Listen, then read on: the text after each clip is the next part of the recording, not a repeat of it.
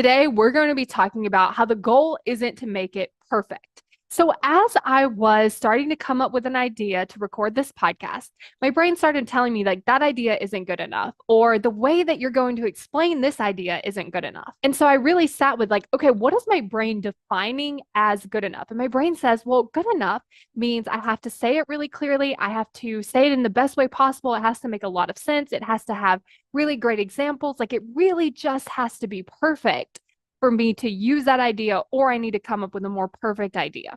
And when I was looking at that, I was like, you know what? The actual goal of my podcast isn't for me to create perfect content. Like, that's not my goal.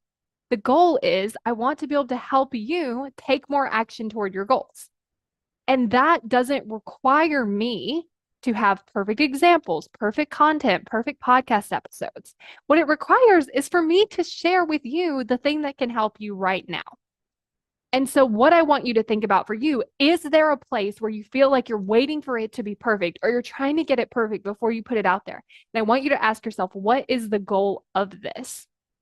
And if it's not to get it perfect, then stop working toward that goal. Because if I were to sit here and start thinking about like, what could be better? What else could I say? What would be a better idea? What about this and that and this? I could sit here all day trying to make it perfect. But that's not actually the result that I'm wanting. I'm not actually wanting a perfect podcast or perfect episodes. What I'm wanting is to help you, the person that's listening right now. Are you constantly judging yourself for not taking action? Are you frustrated with yourself because you just don't understand why? Are you really, really mean to yourself when this happens?